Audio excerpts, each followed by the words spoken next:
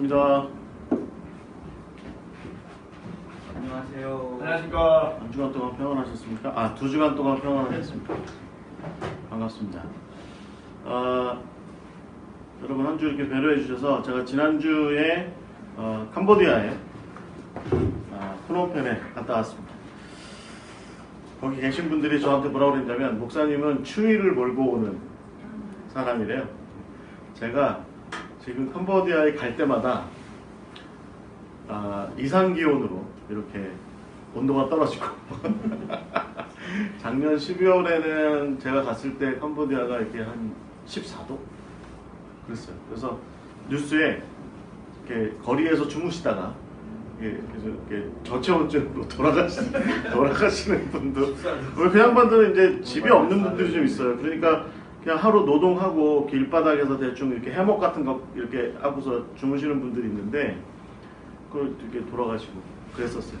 지난 6월 달에도 한번 갔었는데 그때도 막 이렇게 스콜이 너무 심하게 비가 너무 많이 왔는데 비 오고 나서 이렇게 막 기온이 막 갑자기 막 떨어지고 하는 그런 일들이 일어나서 조금 이렇게 쌀쌀한 느낌의 여름이었고, 이번에 갔을 때는 또 베트남 쪽에서 태풍이 몰려와가지고 요즘은 건기예요 원래 캄보디아도. 그런데 비가 이렇게 제가 있는 내내 한 2-3일 내내 비가 내리더라고요. 그래서 저더러 이렇게 그 비와 추위를 몰고 다니시는 분이라고 저한테 거기 계신 분들이 그렇게 얘기합니다.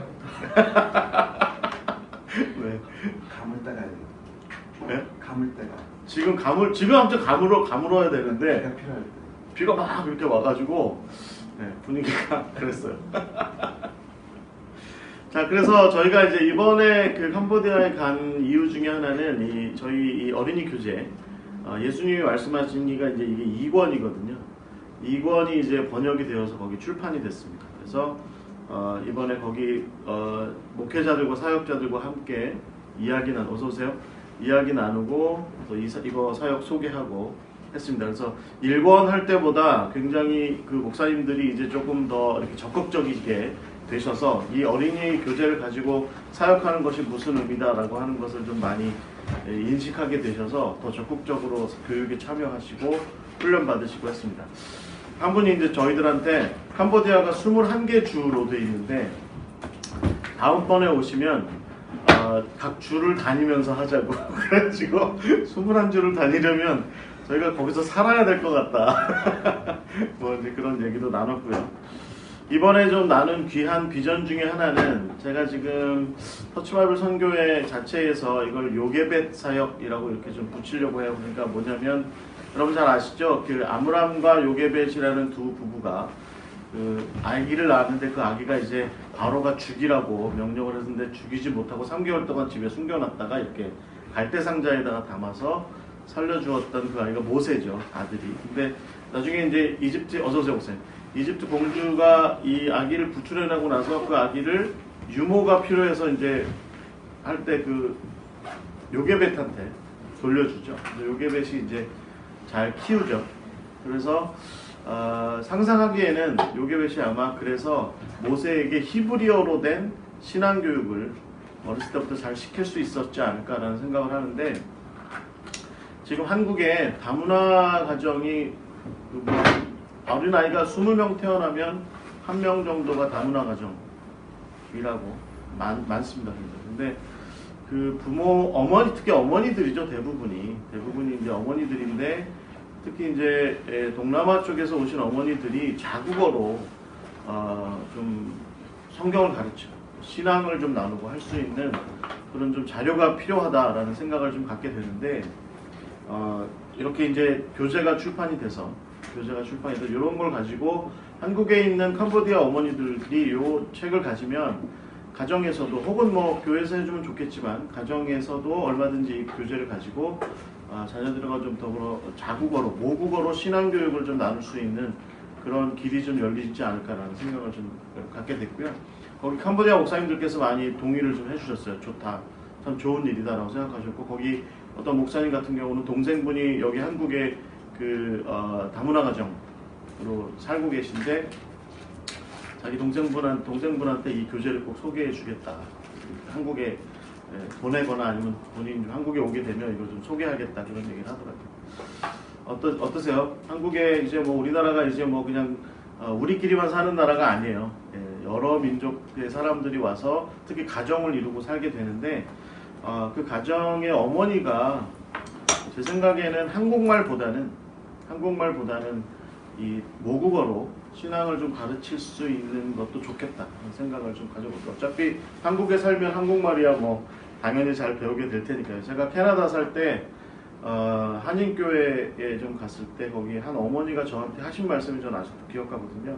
뭐냐면 이제 자녀가 이제 1.5세인데 한국말을 점점 잃어버리고 까먹고 잊어버리고 이제 그 영어를 더 많이 영어와 불어를 더 많이 사용하게 되는데 본인이 성경과 신앙을 아이와 점점 나누기가 힘들어지는 것이 마음이 아프다 그런 얘기를 좀 하시는 걸 제가 들었는데 우리 한국에 있는 그 다문화 가정에 어머니들도 좀 저희 터치바이블 선교회가 정말 성서적이라고 싶어서 개발한 이 교재를 가지고 자기 본인의 아이들에게 모국어로 좀 신앙을 가르칠 수 있는 그런 기회가 좀 더 많이 마련됐으면 좋겠다는 생각입니다. 저희 터치바이블 선교회가 이제 이런 식의 사역을 합니다. 우리 마음 있으신 분들은 이 사역에 제가 이제 요괴배 사역이라고 좀 이름 붙이고 싶은데 이 사역에 좀 동참하시고 필요하시면 후원도 하시고 하시면 좋겠습니다. 이게 저희가 지금 생각하는 것은 이걸 한국에서 찍는 게 아니라 좀 전에 우리 남궁 목사님이랑 베트남에 대해서 얘기했는데 현지에서 찍는 게 좋아요. 지금 인도네시아 쪽에서도 이 책을 좀 12월 달에 나옵니다. 12월에 나오는데 인도네시아 같은 경우도 지금 이 책을 인도네시아 출판 인증을 받는 거죠. ISBN도 다 받고 해서 쓰면 인도네시아 현지의 이제 그 교단들도 이 교재를 활용할 수 있는 기회가 생긴다. 이런 얘기를 하는 거죠. 그래서 여러분 저희들이 그 정말 성서적인 어린이 교재를 여러 선교지뿐만 아니라 한국에 있는 다문화 가정들도 또 다문화 공동체들도 사용할 수 있는 그런 좀 기회가 좀 확장이 되고 우리가 그 사회적으로 또 신앙적으로 외면하고 있는 우리 사회에 좀 변두리에 계신 분들 그분들에게 좀 이 신앙을 좀 잘 이렇게 전수하고 할 수 있는 그분들이 신앙적으로 더 성장할 수 있는 그 가정이 더 신앙적으로 든든해질 수 있는 그런 기회를 마련할 수 있는 많이 좀 도움을 주시면 감사하겠습니다. 저희가 사실은 노인교재도 그런 측면에서 만든 의미가 있어요. 그러니까 저희들이 보기에 이제 한국교회가 노인들을 슬슬 외면하고 있는 거 아닙니다. 사람 많다고만 말하면서도 사실은 막상 노인들과 더불어 무엇을 해야 될지에 대해서는 생각을 잘 하지 않고 개발도 하지 않고 그래서 저희가 터치바이블 선교회가 말씀세대라고 하는 노인교재를 만들었는데 지금 여러 교회들에서 노인들과 더불어서 이제 말씀세대 성경학교 하고 있습니다. 혹시 목사님들도 관심 있으시면 이 노인교재에 관심 가져주시고 그래서 저희 터치바이블 선교회는 어찌됐든지 오늘 이 시대에 이 사회가 혹은 뭐 주류 교회가 좀 외면하고 있는 그 바운더리에 서 계신 분들에게 마치 갈릴리에 있었던 사람들처럼 바운더리에 서 계신 분들에게 복음을 전하고 말씀을 중심으로 바르게 세워갈 수 있도록 하는데 좀 초점을 많이 맞추고자 합니다. 여러분 관심 많이 가져주시고 이 어린이 교재 다음번에는 아마 이제 제가 인도네시아어로 된 이 교재를 좀 여러분에게 좀 인사를 드릴 수 있을 것 같고요. 지금 미얀마도 지금 번역하고 있고요. 지금 몽골이 다음 주에 관계되신 분이 한 분이 오셔서 저희들과 얘기를 나누면 몽골로도 좀 교재를 만들 생각입니다. 제가 좀 장황하게 좀 길어졌죠? 네, 감사드리고요.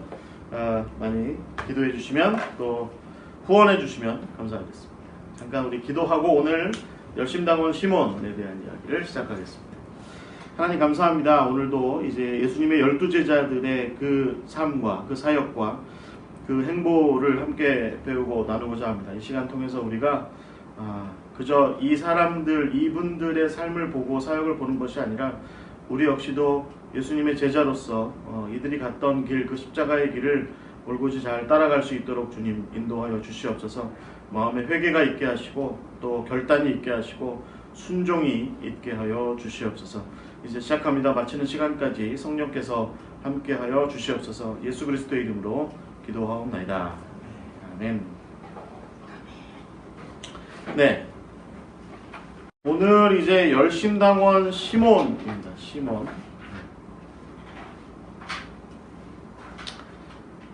보통 이제 시몬 더 질럿 뭐 이렇게 보통 얘기합니다. 사실 근데 이 사람은 이거 말고는 없어요. 이제 다음 주 할 마띠아도 그거 말고는 없어요. 그 다음 주에 마지막으로 다룰 우리가 이제 요한, 사도 요한은 뭐 얘기가 좀 거리가 좀 많긴 하지만 이번 주와 다음 주도 역시 뭐 이분들은 뭐 그닥 많지 않습니다. 좀 사실 좀 제가 이제 12제자를 성경 공부를 진행하면서 좀 안타깝더라고요. 왜냐면 이게 기독교 초기 역사에서 이 바울 얘기만 그냥 하염없이 하고 뭐 베드로 얘기만 하염없이 하고 그 앞에 부분에 계신 좀 큰 사도들이라고 얘기하는 그분들 얘기만 잔뜩 하고 네. 요한이 이제 자기 요한복음 쓰면서 이제 중간급에 있는 사도들을 조금 뭐 한두 구절 도마나 뭐 빌립이나 이런 사람들을 좀 다뤘지 그 밑에 있는 사람들은 또 세 번째 그룹에 속해 있는 사람들은 또 거의 다루지 않았습니다. 좀 안타깝습니다. 이분들도 나름대로 좀 의미가 있고 할 텐데 좀 살려줬으면 어땠을까 싶은데 뭐 또 그게 또 하나님의 뜻인가 보다 하는 생각도 가져봅니다. 이야기를 좀 시작하자면 저는 이제 한 1535년 예수님 시대보다 한 1500년 한참 지난 1535년의 이야기로부터 좀 하려고 그래요. 그 네덜란드의 이 동쪽 지역에 그 프리슬란트라고 하는 지역이 있는데 거기에 그 올데스클루스터라고 하는 그 수도원이 하나 있었어요. 근데 1535년 3월 30일에 한 300명 정도 되는 무장한 사람들이 이 수도원을 에워싸고 포위를 했습니다. 그리고 막 공격을 한 다음에 수도원을 점령했어요. 그리고 나서 일단은 수도원 안에 있던 사람들을 이렇게 편을 이렇게 막 가르더니 우리나라 옛날에 뭐 저기 6.25 전쟁 때 뭐 좌익우익 막 이렇게 가르듯이 막 이렇게 가르더니 일단의 사람들을 막 이렇게 고문하고 뭐 처형하고 그랬습니다. 그 중에 이제 그 피에터 시몬스라고 하는 수도사도 있었는데요. 그 사람도 이제 이들에게 뭔가 동조하지 않았다라고 하는 이유 때문에 이 사람이 여기서 이제 죽임을 당하게 됩니다. 이 사람들은 어떤 사람들이었냐면 제세르파라고 하는 사람들이었습니다. 제세르파. 이 멜키어 호프만이라고 이제 네덜란드의 제세르파 운동을 이끌던 사람이 하나 있었는데 이 사람이 이제 그 제자들을 세워요. 그래가지고 여러 곳에 자기 제자들을 보내서 그 제세르파 운동을 확장시키거든요. 여러분 제세르파에 대해서 좀 혹시 아실지 모르겠습니다. 말하자면 이제 중세를 넘어오면서 사실은 다 이제 그 중세의 기독교 국가들에서 살고 있으면 모두 다 태어나면 교회에 가서 유아 세례를 받죠. 유아 세례를 받으면 그냥 자동적으로 그리스도인인 거예요. 그러니까 유아 세례를 받으면 국가에도 등록이 되고 교회에도 등록이 돼서 자연스럽게 기독교인 국가의 어느 한 국가의 국민이자 시민이자 또 기독교인이라고 하는 이제 증명이 되게 되는 것이 그때까지의 이제 역사였는데 당연히 이제 로마 가톨릭이 이제 각 주교 단위별로 교구 단위별로 그런 일들을 계속 이렇게 해왔던 거죠. 근데 이 그 스위스에서 일어난 그 종교개혁 운동의 큰 특징이 하나가 뭐냐면 내가 고백해서 신앙을 고백하지 않은 채로 받은 세례는 의미가 없다고 생각하게 된 거죠. 그러니까 종교개혁의 굉장히 중요한 모토 아시죠? 오직 믿음으로 라고 하는 것이 중요했죠. 내가 정말 내가 믿는 믿음, 그 믿음이 중요하다라고 하는 것이 종교개혁의 굉장히 중요한 모토인데 이게 이제 스위스에서 그래서 이제 이 스위스의 종교개혁가들 사이에서 자기 스스로 믿음으로 고백한 채로 새로 세례를 받아야 된다. 그래서 재세례라고 하는 의미가 생긴 거죠. 근데 이게 상당히 말하자면 아주 굉장히 순전한 어떤 신앙 운동으로 이제 유럽 사회에 루터가 한참 이제 종교개혁 운동을 일으키고 이제 하고 있던 와중에 굉장히 빠르게 쯔빙길리가 활동하고 말이죠. 칼빈이 활동하던 시절에 이렇게 굉장히 빠르게 유럽 사회로 이제 퍼져나가기 시작합니다. 이 유럽의 기독교의 그러니까 말하는 천주교, 뭐 심지어는 뭐 루터교나 뭐 이쪽에서조차도 이게 좀 걱정되는 문제였어요. 왜냐하면 말하자면 기독교와 국가가 일치한다라고 하는 생각 속에서 유아 세례를 받으면 당연히 교회의 일원이자 국가의 일원이 돼야 되는데 이 사람들이 이걸 거부한 거죠. 이 사람들이.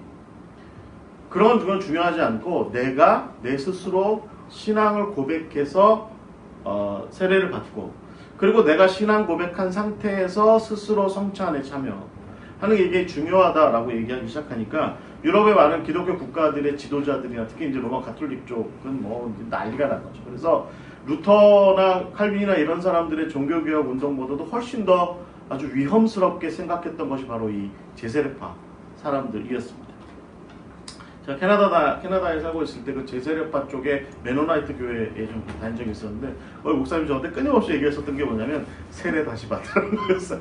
자기 교회에서 세례를 다시 받으라는 거였어요. 그래서 제가 아니 저 전도사까지 하던 사람이었는데 제가 이제 그때는 이 제세례라고 하는 것의 의미를 잘 모르고 있었을 때였는데 제가 전도사까지 했는데 세례를 또 받아요 그랬더니 세례 다시 받아야 된다. 굉장히 강조하더라고요. 굉장히. 그래서 뭐 저는 그냥 제가 성인이 돼서 신앙 고백해서 세례를 받은 거니까 저는 이렇게 넘어가겠습니다. 이렇게 얘기했는데 이게 굉장히 중요한 겁니다. 그래서 이제 당시 유럽으로서는 이게 굉장히 아주 국가적인 위협, 사회적인 큰 위협으로 마을 공동체나 도시 공동체의 큰 위협으로 다가왔던 거죠. 그래서 이 사람들이 많이 박해를 받아요. 그래가지고 뭐 이 제세례파 운동에 참여하는 사람들이 많이 막 죽고 막 그러거든요. 막 고문 당하고 엄청나 우리가 상상을 초월하는 고문 당하고요. 뭐 여자들은 대부분 이렇게 허리춤에 그 돌 묶어가지고 바다에 막 뭐 강물 같은 데 막 집어 던지고 막 죽이는 경우가 굉장히 많습니다.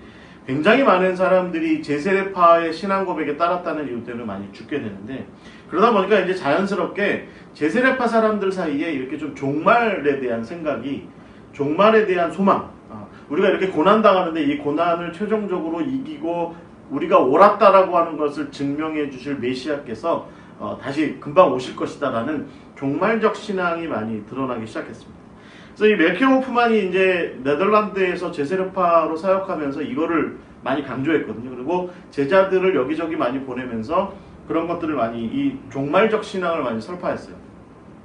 일단의 사람들이 민스터 그러니까 독일로 넘어가서 독일 서부 쪽에 있던 도시 민스터에 가서 이걸 전파하던 중에 어떻게까지 이르렀냐면 도시를 장악하게까지 돼요. 이 사람들이 굉장히 많은 사람들을 설득했고 도시에 있는 사람들이 이제 이 민스터에 있는 사람들이 그걸 신앙을 받아들이고 해서 민스터 도시 자체가 말하자면 이 제세례파 사람들의 도시로 바뀌게 된 거죠. 그러니까 이 사람들이 제세례파의 신앙에 근거해서 도시를 통치하기 시작합니다. 그래서 이 호프만도 여기 청빙을 받아서 여기에 가서 이제 살기 시작합니다.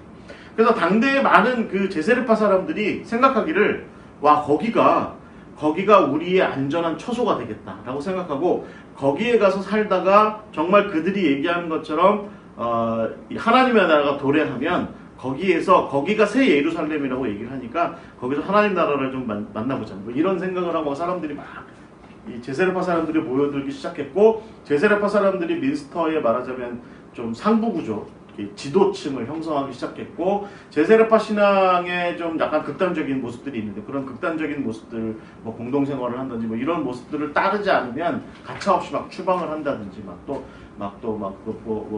반대로 막 고문을 한다든지 심지어는 뭐 죽이기까지 하는 그런 일들도 일어나게 됩니다. 얼마 지나지 않아서 독일의 제후들이 결의를 해가지고 군대를 동원해서 이 민스터를 포위해요. 그래서 자기네들끼리 고립되기 시작하거든요.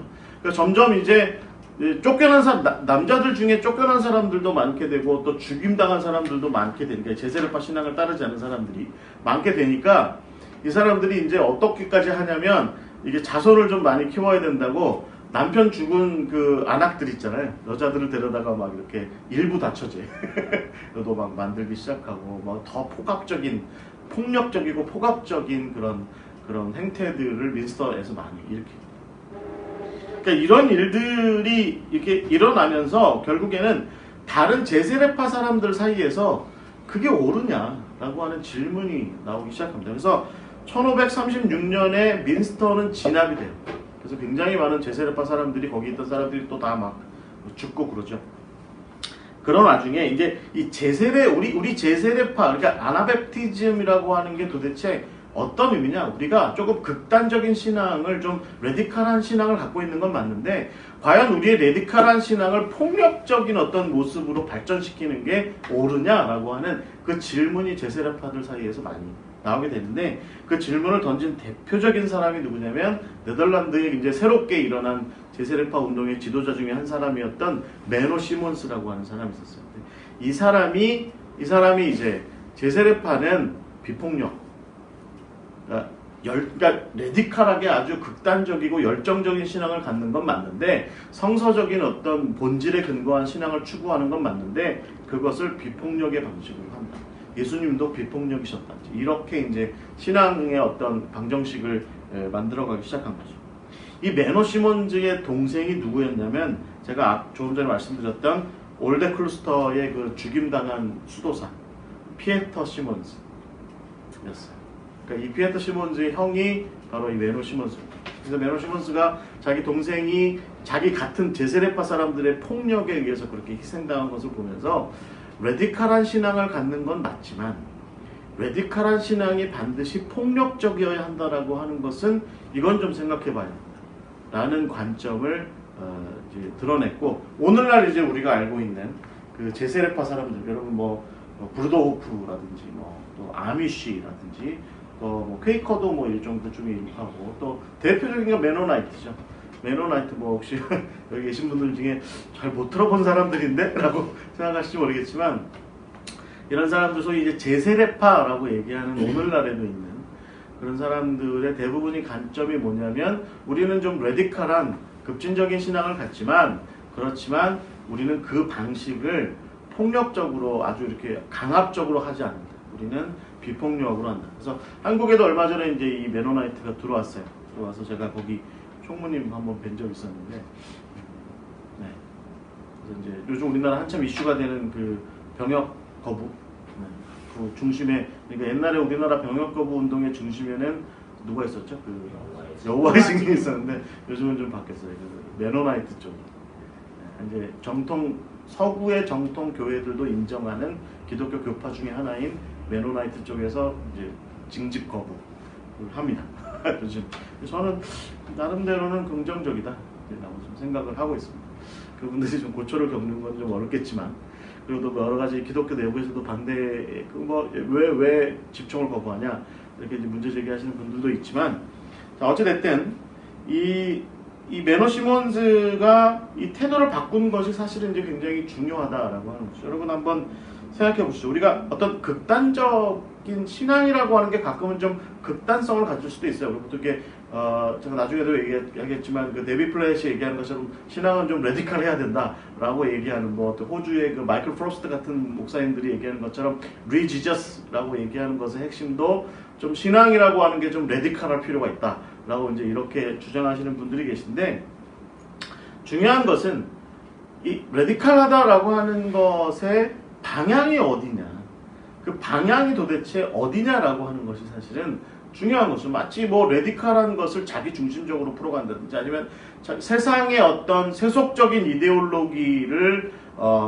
우리 신앙에 빗대어서 풀어간다든지 하는 그런 것들은 아마도 우리가 추구하지 말아야 될 길이 아닐까 싶습니다. 그래서 오늘 우리가 이제 그 이야기를 나눌 시몬, 이 사람을 우리가 성경에서 보통 열심당원 시몬, 셀로신 시몬 이렇게 보통 얘기하는데 이 사람이 바로 이 메노 시몬스가 말했던 것처럼 메노 시몬스가 보여줬던 것처럼 우리가 열정을 가지고 조금 극단적일 수도 있는 그런 신앙의 모습을 추구할 수도 있는데 그렇다고 한다면 우리의 극단적이고 열정적인 모습이지만 그 방향이 바른 그것은 무엇이겠느냐라고 하는 것에 대한 질문을 던졌던 사람이고 아마도 우리는 이 시몬이 예수님의 제자 중에 시몬이 그 나름대로의 다른 열정, 바르게 열정을 풀어가는 방법, 바르게 자기 신앙의 극단성들을 좀 바르게 드러낼 수 있는 방법, 이런 것들을 찾았던 사람이 아니겠느냐라는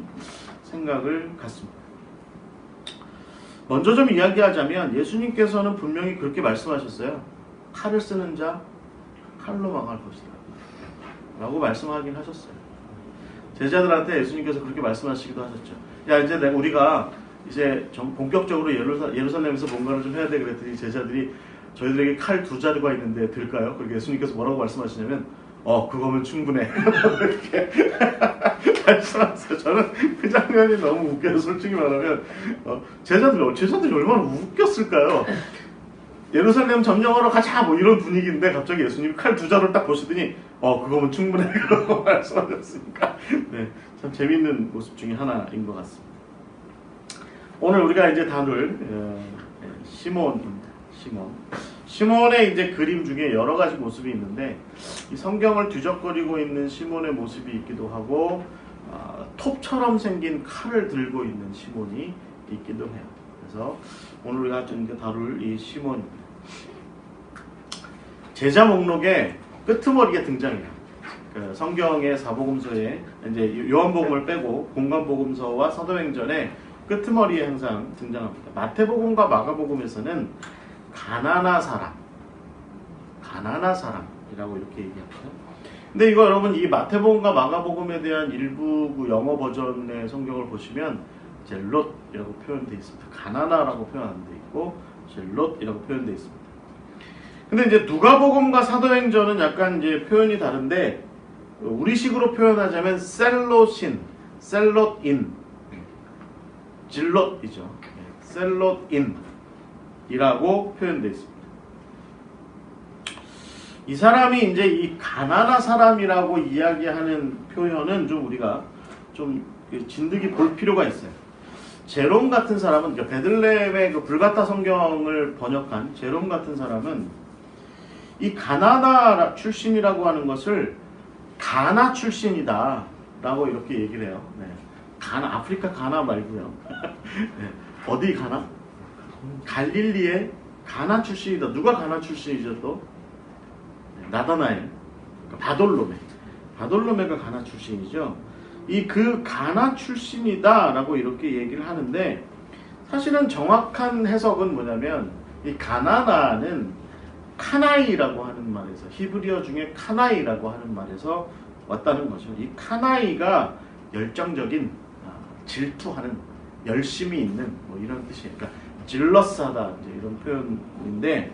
이 카나이라고 하는 히브리어 단어에서 그 이제 헬라식의 표현 젤로테스라고 하는 말로 번역이 됐고 이 젤로테스가 이후에 이제 영어식의 표현에 그 질러스, 그러니까 좀 질투하는 그러나 열심히 있어서 좀 질투하는 뭐 이제 그런 표현으로 나오게 된 것이죠. 그래서 시몬이라고 하는 이 제자는 가나 출신이 아니라 혹은 뭐 가나안인이라고 얘기하기보다는 이 사람은 젤롯 땅, 열심당 사람 시몬이라고 열심히 있는 시몬이라고 이제 이렇게 번역하는 것이 합당할 것 같습니다. 근데 한 가지 좀 구별해야 될 일이 있어요. 이 시몬에 대해서 우리가 함께 이야기를 나누기 전에 한 가지 구별할 사람이 누구냐면 예루살렘의 시몬이라는 사람입니다. 가톨릭은요, 그 전에 제가 야고보 할 때도 그렇게 말씀드렸지만 대체적으로 사람들을 좀 이렇게 통합하는 경향이 있습니다. 이렇게 묶어서 이게 다 같은 사람이야 라고 이렇게 얘기하는 경향이 있는데 이 예루살렘의 시몬이 있어요. 예루살렘의 시몬이 누구냐면 예루살렘의 초대 감독이 야고보입니다. 정의로운 야고보. 그 정의로운 야고보를 뒤를 이은 사람이 누구냐면 이 시몬이에요. 예루살렘의 시몬이라는 사람이에요. 그래서 가톨릭은 뭐라고 그러냐면 그 시몬이 이 시몬이야. 그 시몬이 열심당원 시몬이야 라고 얘기를 하는데 정황상 볼 때는 그렇지 않을 가능성이 굉장히 높습니다. 이 예루살렘의 시몬은 그러니까 정의로운 야고보가 62년경에 주후 62년경에 예루살렘 그 성전 탑에서 이렇게 떨어뜨려져서 죽습니다. 그러니까 아마도 이제 60년쯤 되면요, 여러분 예루살렘이 좀 격동기로 접어들어가기 시작합니다. 그래서 반로마 정서가 반로마 정서가 점점 심하게 되고, 그 다음에 특히 이제 이 가이사랴에서 유대인들이 많이 학살당하거든요.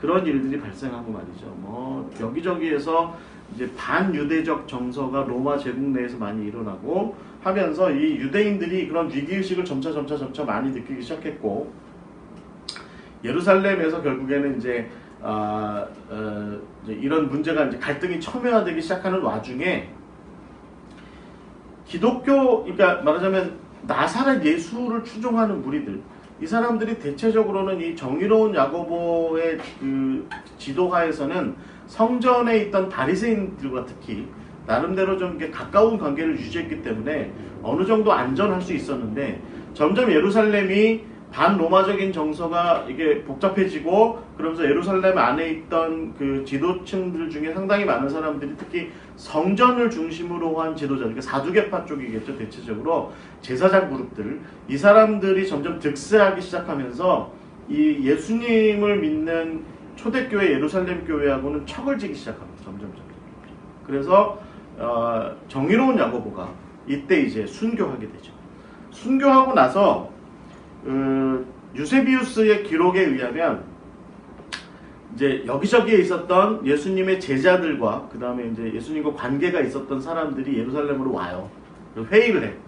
그래가지고 시몬에게 예루살렘 교회의 지도자의 권한을 넘겨줘. 예루살렘 교회 목회직을 시몬에게 넘겨주자. 이렇게 얘기합니다. 시몬은 62년부터 예루살렘 교회의 지도자로 서게 되면서 한 65년에서 66년 사이에 이제 아예 예루살렘 성전 중심의 유대인들이 이 초대교회, 특히 예루살렘 교회에 대해서 이제 반목하는 경향이 짙어지게 되니까 성전을 아예 이제 시몬이 우리 그럼 성전 중심으로 안 해. 합니다. 그래서 예루살렘이 AD 70년 멸망하기 바로 얼마 전에 이 시몬이 예루살렘 교회 사람들을 이끌고 요단강을 건너요.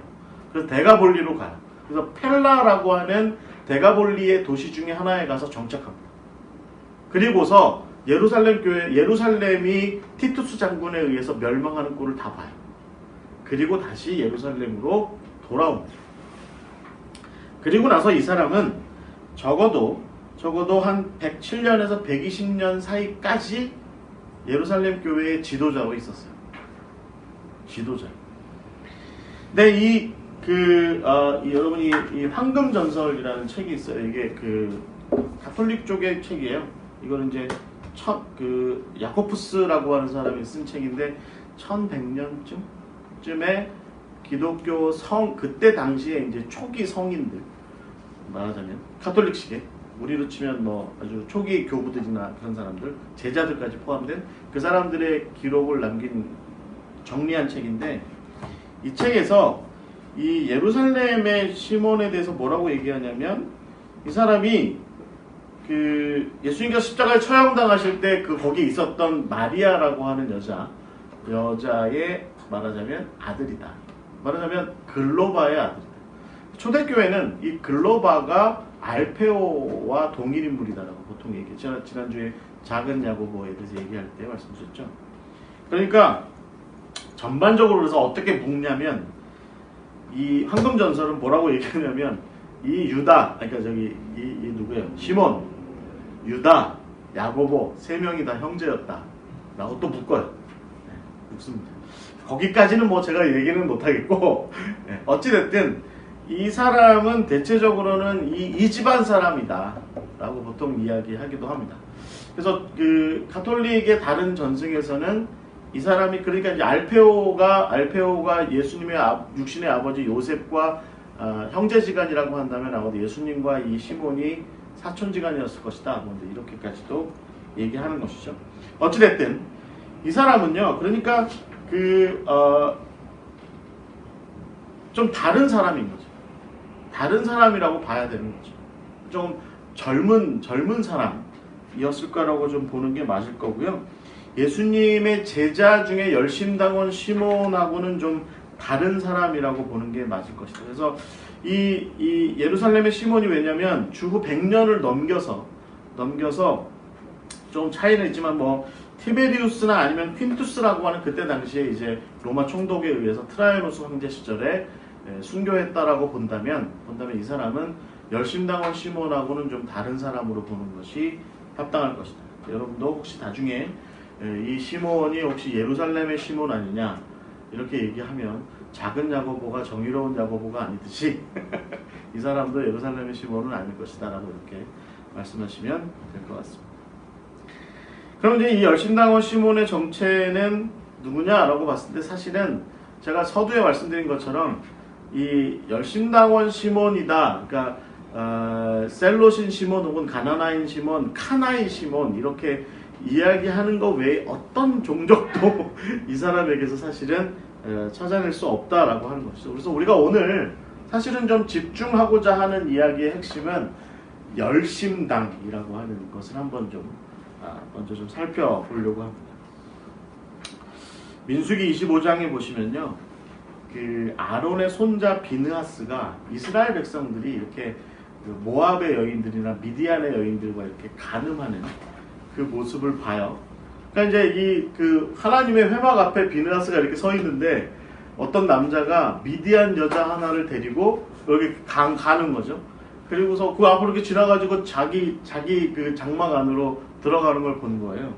이 비느하스가 어떻게 하냐면 그 질투, 그러니까 열심, 하나님을 향한 열심을 드러내어서 창을 들고 들어가서 여러분 지금 화면에 보시는 것처럼 창을 들고 들어가서 그 둘을 꿰입니다. 창으로 꿰버립니다. 죽이죠. 그래서 하나님께서 뭐라고 말씀하시냐면 이 비느하스의 열심 때문에 나의 질투가 발하지 않았다. 이렇게 성경은 기록하고 있습니다.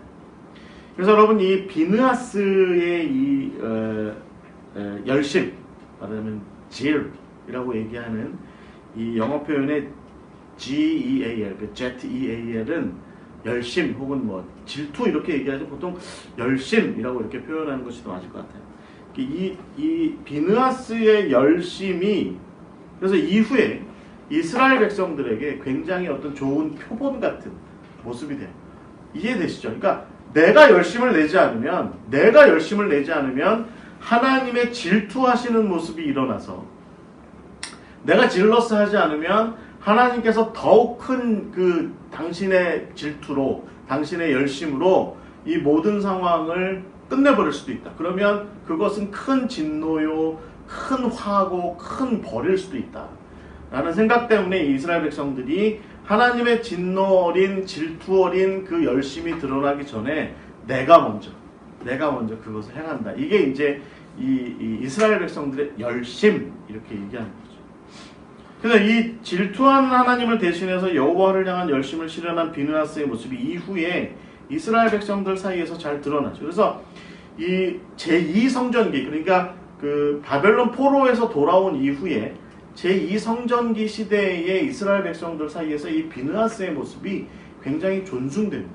굉장히 아주 훌륭한 모습으로 이렇게 이야기되는데, 그래서 그 시락서 같은 경우는요, 그 43장 23절에서 24절에 보시면 비느하스를 모세와 아론 다음으로 치켜 세웁니다. 이 비느하스, 그의 열심 때문에. 또 같은 책 시락서 48장 1절에서 2절에서는 엘리야야말로 그 열심이 있었다. 열심이 있었다. 이 열심이 있었다라고 이렇게 얘기하는 거죠. 마카비서에서 이 뭐라고 또 얘기하냐면 이 비느하스의 모습을 본받아서 마따디아의 집안과 그 아들들이 그 여호와를 향한 열심으로 이스라엘을 회복시켰다라고 이제 이렇게 얘기합니다. 그래서 여러분 제2성전기 내내 그러니까 하스모니아와 헤롯 시대를 넘어가면서 내내 이 유대인들 사이에서 여호와를 향한 열심, 이거 굉장히 중요한 단어였다는 거예요. 여호와를 향한 열심. 그래서 그 하나님을 대항하는 것, 혹은 하나님의 율법을 대항하는 것은 다 제거해야 될 대상으로 본 것이 바로 이 여호와의 열심의 핵심 중에 하나였다라는 것이죠. 그래서 유대인들 그 당시 시대에 예수님 시대에 이르기까지도 이 유대인들 대부분은 비느하스처럼 하나님의 질투 어린 열심을 돌이키기 위해서 그들 공동체 내에서 모든 종류의 율법을 어기는 일들을 제거하기 위해서 애를 썼다는 거죠. 그래서 우상을 제거하고 정결하지 못한 여인들과의 관계를 근절하고 또 하나님의 이름을 망령되게 하는 일들을 없애고 거룩한 유다 땅에 정결하지 못한 사람들이 거주하지 못하도록 하는 데 애를 쓰고 특히 성전을 정결하게 하는 일, 그 다음에 성전에 사용되는 그 기물들, 제물들이, 그 다음에 또 성전에 사용되는 기구들이 또 정결하게 되도록 잘 유지될 수 있도록 하는 일에 열심을 내고, 무엇보다 이 거룩한 성전에서 죄인들과 이방인들을 몰아내는 일에 정말 열심이었다는 거예요. 이게 아주 이 제2성전기의 유대인들의 정서를 잘 드러내는 굉장히 중요한 특징이었다라고 하는 것이죠. 그러니까 여러분, 바울이 사도행전에 보면 예루살렘에 갔다가 그 성전에서 이제 정결례를 야고보가 얘기한 대로 정결례를 치르기 위해서 그 몇 명의 나실인들과 더불어서 성전 안에 들어갔다가 유대인들한테 두들겨 맞잖아요. 왜 맞아요? 바울이 그 이방인 청년을 하나 데리고 들어왔다고 오해를 한 거죠. 그래서 이 청년이 이제 성전 뜰을 어슬렁어슬렁 하다가 이방인들이 넘어서지 말아야 될 그 경계석이 있는데 거기를 이렇게 넘어섰다는 걸 봤다. 그래가지고 막 유대인들이 바울을 잡아가지고 막 때리잖아요. 그런 것들이 대표적으로 바로 여호와를 향한 열심의 대표적인 모습이랍니다. 여호와를 향한 열심. 그러니까 여러분, 우리가 만약에 신약 성경을 읽어 내려갈 때 유대인들의 그룹 내에서 마치 에스라가 느헤미야가 그랬던 것처럼 이방 여자랑 결혼했다든지 그 죄인 취급당하는 이방인들과 교류한다든지 막 이런 안식일을 범하는 이런 일들을 하는 유대인들을 질책한다든지 이런 일들이 예수님 시절쯤 오게 되면 굉장히 크게 확장되는, 굉장히 아주 심화되는 그런 모습으로 많이 나타났고, 조금만 예를 들어서 율법을 좀 어기는 그런 모습을 보이면 막 주변에 여호와의 열심을 가진 유대인들이 벌떼처럼 일어나서 막 돌로 쳐 죽여야 된다라든지 뭐 이런 일들을 이렇게 보이는 게 바로 이 유대인들의 모습이었다는 것이죠. 그림을 한번 찾아보니까 여호와의 그 열심당 한번 찾아보니까 이런 그림이 나오더라고요. 여기 보시면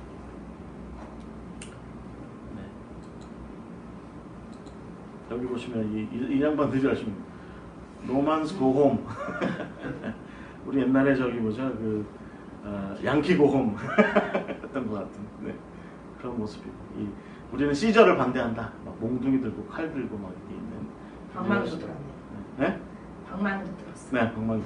열심당원의 모습들을 그려냈고, 이제 경건한 채 하는 이렇게 조용히 지내려고 하는 유대인들이 있었고, 반면에 이렇게 열심히 있는 유대인들이 있었고, 만약에 이제 길바닥 같은 데서 어떤 그런 굉장히 막 비율법적인 행위들이 발생했을 때 이 사람들이 막 선동하면 거기 길바닥에 같이 있던 유대인들은 이들을 따르지 않으면 이들에게 나중에 어떤 보복을 당할 수도 있는 그런 사회적인 분위기가 나름대로 있었다. 이제 이렇게 볼 수 있을 것 같아요.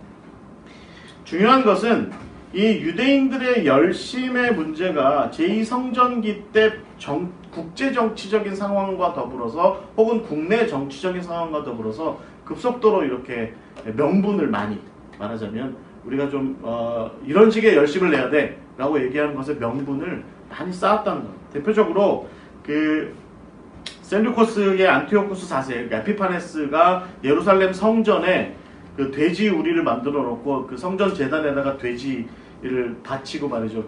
제우스 신상을 막 갖다 놓고 했을 때, 그래서 유대인들의 그 유대교를 지키는 것을 전면적으로 금지시켰을 때 마카비 운동 일어나잖아요. 그 마카비 운동에 적극적으로 동의했던 이런 좀 아주 율법에 열정이 있었던 사람들이 있었어요. 보통 하시딤이라고 얘기하는데 이 사람들이 이 마카비 운동에 적극적으로 동참합니다. 그러니까 평소에 성경을 굉장히 많이 열심히 읽었던 일반 대중들 중에 이 사람들이 바로 이 마카비 운동에 동참했는데, 이 사람들과 더불어서 마카비 가문이 계속해서 하스모니아 왕조가 최종적으로 히르카누스에 의해서 세워지기 전에 계속해서 말하자면 이 요단강 근처에 이렇게 풀숲이 많은 뭐 그런 데를 뭐 거점으로 한다든지 해서 게릴라 운동을 계속해요. 그러니까 폭력적인 말하자면 좀 게릴라 전법을 많이 사용하는데 이 많이 도와줘 이 사람들이. 하스딤에 참여했던 사람들이. 그러니까 이 마카비 이후에 성서가 이야기하는 하나님의 율법이 그 토라가 이야기하는 원리에 근거해서 볼 때 옳지 않다 싶을 때에 무장을 한 봉기를 일으켜야 한다라고 하는 주장들이 상당히 명분을 많이 갖고 있었던 것이죠. 폭력적인 뭔가를 일으킬 수 있다라고 하는 생각들이 마카비 이후에 계속해서 나타났다라고 하는 것이죠. 그리고 이 하스모니아 시절에는 사두개파가 득세하는 경우가 사실은 많았거든요. 이 바리새파 사람들 사실은 여러분 생각해보세요. 여러분이 만약에 왕인데 맨날 와가지고 타협점은 이야기하지 않고 원리만 자꾸 얘기하면 왕들은 별로 그 사람들 안 좋아합니다. 그래가지고 하스모니아의 그 아리스토블루스 같은 경우는 이 그 바리새파 사람들을 대거 숙청해요. 대거 숙청하던 날 십자가에다 다 처형시키는 날 그날 이 사람은 일단의 사두개파 사람들과 왕궁에서 잔치합니다. 그리고 일단의 바리새파 사람들은 도망쳐요. 어디로 도망치냐면 다메섹으로 도망가요. 여러분 바울이 예수님 믿는 무리들을 잡으러 가는 곳이 어디예요? 다메섹이죠. 왜 거기로 가냐면 자기의 동료들인 바리새파 사람들이 거기 많이 있었거든요. 그러니까 이 하스모니아 시절에 거기로 넘어갔던 사람들이 많이 있었거든요. 자, 어찌됐든 이 하스모니아와 헤롯 시절을 넘어가면서 무장을 해서 뭔가 좀 무기를 들고서 지금 여러분 화면에 보시는 것처럼 뭔가 무기를 들고서 봉기해야 된다라고 하는 명분이 계속해서 끊임없이 마카비 때문에 계속해서 이게 일어나고 있었다라고 하는 거예요. 근데 아주 결정적인 사건이 언제 일어나냐면 그 주전 4년부터 이게 그러니까 그 헤롯이 죽고 어떤 와중에 그 아우구스토가 뭘 하냐면 로마 제국 전체에 말하자면 인구조사, 센서스를 시킵니다. 그래서 한 이제 AD 6년쯤 되면 시리아의 총독이었던 퀴리니우스라고 하는 사람이 이 사람이 그 뭘 하냐면 이 유대 지역 전체에 이제 호구조사를 해요. 성경은 이제 그게 예수님 탄생했을 때 일어났다. 이렇게 맞춰서 얘기하죠. 실제 역사에서는 이제 퀴리니우스가 이제 AD 6년에 이걸 일으키는데 이 조사를 반대하는 거예요, 유대인들이. 그 조사에 대해서 반대하고 굉장히 막 이렇게 조사하면서 이거 왜 조사해요, 결국은? 세금 거두려고 조사하는 거예요. 세금을 더 많이 걷어들이려고 이 인구 조사를 하는 거니까 유대인들이 거기는 이제 반대합니다. 특히 이제 갈릴리의 유다라고 하는 사람이 일어나서 이 반대 운동을 일으키는데 이 사람에게 이제 동조자들이 많이 생겨요. 그래서 이 사람이 무장을 합니다. 그리고서 갈릴리 나사렛 바로 근처에 세포리스라고 하는 곳이 있는데 뭐 사람들은 이제 예수님께서 여기에 가셔서 목수일도 좀 여기서 아마 하셨을 거다 보통 얘기하는 그 세포리스라는 로마 사람들이 많이 있었던 도시가 있었어요. 여기를 점령합니다. 이 도시를. 그래서 얼마 지나지 않아서 이제 뭐 이 사람들 다 죽죠. 잡혀서 로마한테 다 이제 진압당하고 막 그럽니다. 근데 이 유다가 나름대로 선생으로 알려져요. 선생. 그러니까 랍비로 좀 알려지는 거죠. 랍비라는 표현은 나중에 한참 후에 생기지만 어쨌든 선생으로 대접받았습니다. 이 사람이 사독이라고 부르는 바리새파 사람 한 사람과 더불어서 성경을 나름대로 잘 가르쳤는데 이 성경을 가르치는 방식이 말하자면 좀 여호와의 열심이 중요하다. 그러니까 뭔가 열심을 내서 그 여호와의 열심을 실현하려면 비느하스처럼 해야 된다. 우리도 창을 들어야 된다. 뭐 이제 이런 식의 가르침들을 많이 이렇게 했던 거죠. 그래서 그런 가르침이 갈릴리 지역을 중심으로 해서 특히 이제 바리새적인 가르침을 받는 사람들 사이에서 원리주의의 근거에서 극단적으로 나가려고 했던 사람들 사이에서 이게 많이 퍼지기 시작해요.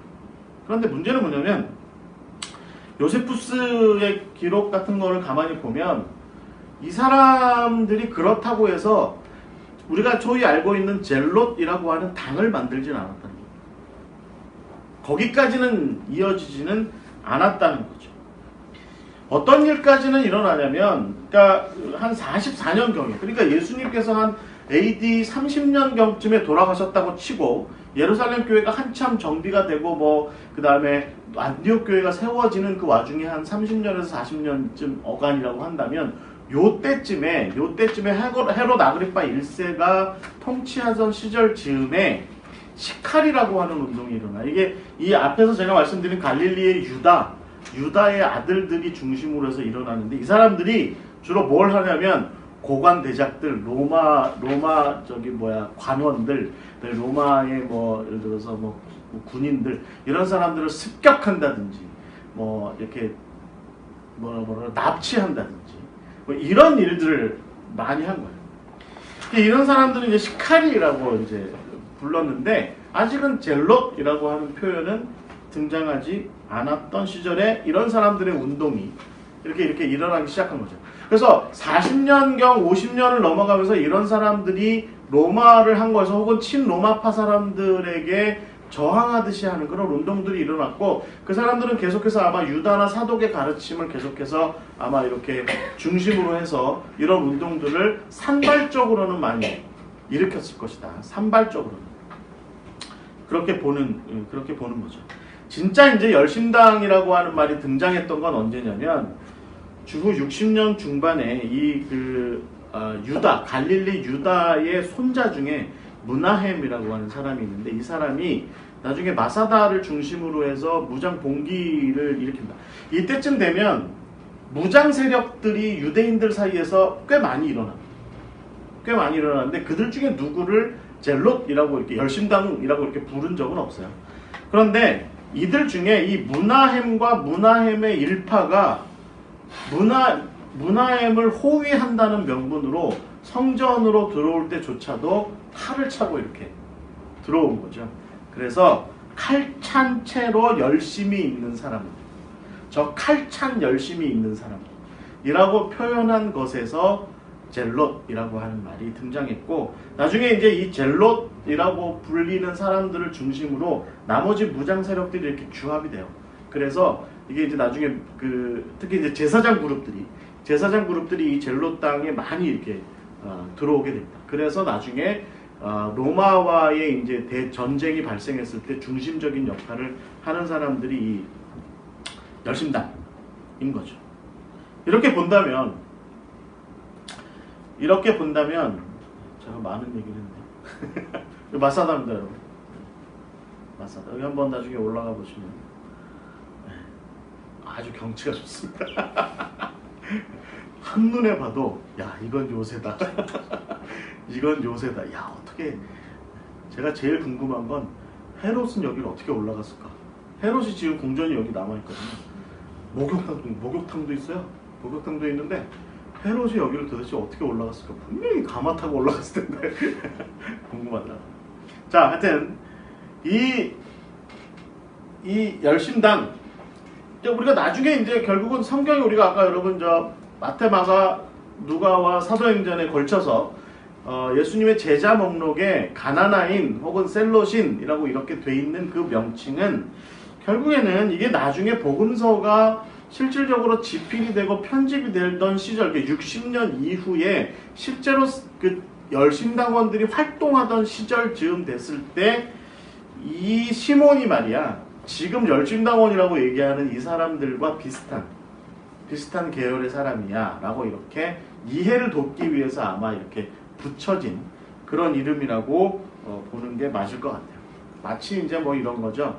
아브라함이 갈대아 우르로부터 왔다 라고 얘기할 때, 여러분 아브라함 시절에는 갈대아라는 명칭은 없었어요.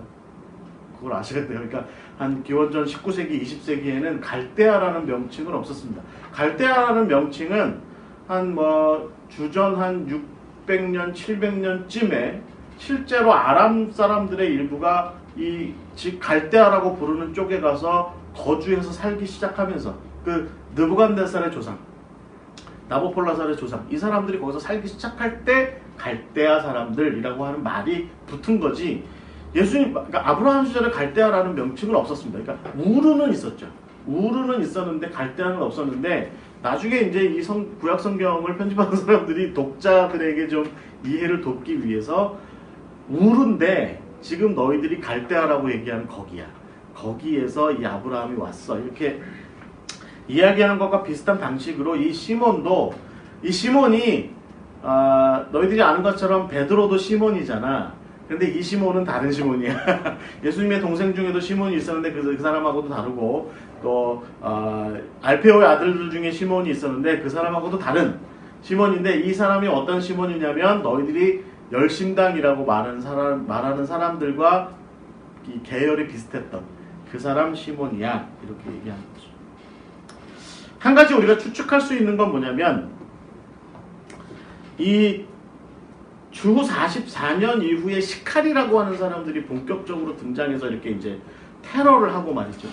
게릴라 활동을 하고 이러기 바로 전 어간에 비슷한 일들은 계속 있었을 것이다 싶은 거죠. 그러니까 로마에 대해서 혹은 뭐 헤롯 정부에 대해서 혹은 뭐 친로마파 유대인들에 대해서 나름대로 뭔가 저항하려고 하는 태도를 보였는데 그걸 좀 무장하는 방식으로 폭력적인 방식으로 그런 것들을 좀 하려고 하는 그래서 이건 우리 선생님 유다 선생님의 가르침이야 뭐 이렇게 생각하면서 그것을 좀 이어가려고 했던 아주 초기 형태의 그런 시카리 혹은 아주 초기 형태의 젤롯 땅의 형태는 아마 갈릴리를 중심으로 얼마든지 있을 수 있다. 그리고 이 시몬이 아마 그런 사람들의 일원이었을 것이다 라고 이제 추측은 분명히 할 수 있을 것 같습니다. 한 가지 확실한 것은 이 사람이 그러니까 질로스했다. 즉 열심히 있어서 그런 조직에 그런 공동체에 가입했을 것이다 라는 추측은 우리가 얼마든지 할 수 있다는 겁니다. 그러니까 뭔가 비느하스와 같은 종류의 열심을 내서 하나님께서 정말 크게 노하시기 전에 내가 열심을 내서 이 땅을 이 백성을 이 나라를 조금 바르게 하겠다. 온전하게 세워나가겠다. 조금 그런 것들이 좀 폭력적인 방법이 된다 할지라도 내가 좀 칼을 쓰는 방식을 하더라도 내가 창을 쓰는 방식을 하더라도 내가 이 땅을 이 백성들을 이 성전을 이 율법대로의 나라로 좀 잘 만들어가겠다. 라고 하는 그런 열심을 냈을 법하다. 라고 이렇게 볼 수 있다는 것입니다. 한 가지 우리가 기억할 것은 뭐냐면 예수님에게서도 사실은 이 열심 있는 모습은 있었다는 겁니다. 예수님에게서. 그러면 요한복음 2장에 보시면 예수님께서 폭력을 쓰세요. 제가 좀 전에 말씀드린 메노나이트 사람들하고 제가 좀 대화를 나눠봤거든요. 야 이거 폭력 아니야? 그랬더니 이 사람들이 아니래요. 아니래요. 예수님은 안 했을 거래. 그 사람들 이 비폭력에 관한 아주 일관된 태도를 가지고 예수님께서 채찍 들고 있는 사진 그 왜 구글 같은 데서 제가 이렇게 한번 보여주면서 아니 이 사람들도 예수님도 이렇게 채찍 들지 않았을까 막 사람들 때리고 그러지 않았을까? 예수님은 비폭력이었다. 예수님은 비폭력이었다. 여러분 어떻게 생각하세요? 예수님 온전히 사랑으로 일관된 그런 삶을 사셨을까요? 아니면 그 요한복음 2장에 나와 있는 것처럼 이렇게 약간 폭력적으로 거기 장사하는 사람들 막 내쫓고 발로 차서 내쫓고 욕하면서 내쫓고 막 채찍 들어서 내쫓고 그랬을까요? 미라 씨 어떻게 생각하세요? 예수님께서 어떻게 하셨을 것 같아요? 네. 성경에서 우리 한 가지 확실한 건 뭐냐면 요한복음에 보면 제자들이 이렇게 얘기해요. 성경 말씀에 주의 전을 사모하는 열심히 나를 삼키리라 한 것, 그 모습이 바로 지금 저 예수님의 모습이에요. 그 17절에 요한복음 2장 17절에 보면 제자들이 예수님의 그 모습을 보고 뭐라고 얘기하냐면 성경의 말씀을 보면 주의 전을 사모하는 그 열심이 나를 삼키리라 라고 했던 그 모습이 그래서 너무 열심히 있다 보니까 막 이제 열을 받은 거죠. 이 성전이 이래가지고 되겠어라고 얘기하고서 막 벌떡 일어나가지고 분개하시고 옆에 있던 막대기 들고 옆에 있던 책찍 들고서 막 거기서 장사하는 사람들 막 그 이방인의 뜰에서 장사하는 사람들 막 내쫓으시는 그 혈기 어린 예수님의 그 모습을 보면서 제자들이 이렇게 쳐다보면서 예수님에게도 저런 말하자면 열심이 있구나. 그 성전을 향한 열심이 예수님을 집어삼켰다 라고 지금 이렇게 표현하고 있는 것이죠. 그러나 예수님의 이 열심이 그렇다고 해서 늘 그렇게 결국은 그 시칼이나 혹은 열심당원인들이 보여주었던 것처럼 그렇게 폭력적으로만 치달아가거나 그래서 나는 내가 시칼리에 들어있는 한 혹은 내가 유다의 제자인 한 혹은 내가 열심당원인 한에 내가 오라 라고 생각하는 쪽으로 극단적으로 치달아가는 방식으로 예수님께서 사역하지는 않으셨다는 겁니다. 우리는 그런 증거를 어디서든지 찾아낼 수 있어요. 대표적으로 여러분, 예수님께서 마태복음 9장에 보시면 마태를 부르세요. 전 같으면 여러분, 만약에 예수님께서 열심당으로서의 생각을 가지셨다고 한다면, 열심당으로서의 그것을 유다가 가르쳤던 그 사독이 가르쳤던 그 가르침이 옳다고 생각했다면, 비느하스의 방식이 옳다고 생각했다면 예수님께서 아마 창을 들고 가셔서 마태를 꿰지 않으셨을까요? 이 더러운 이 독사의 자식을 마태한테 오히려 막 이렇게 외치시면서 마태의 배를 창으로 꿰지 않으셨을까요? 그 창에다가 마태의 집에 있었던 세리와 창녀들과 그 사람들, 그 죄인이라고 부르는 그 사람들을 그 창에다 다 꿰버리지 않았을까요? 그게 예수님의 모습 아니었을까요? 근데 여러분, 예수님께서 어떻게 하세요? 내가 의인을 부르러 온 것이 아니라 죄인을 부르러 왔다 라고 말씀하시고, 그들과 더불어서 함께 식탁의 교제를 나누시고 그들을 용납하시고 그들을 받아들이는 모습을 보이시잖아요.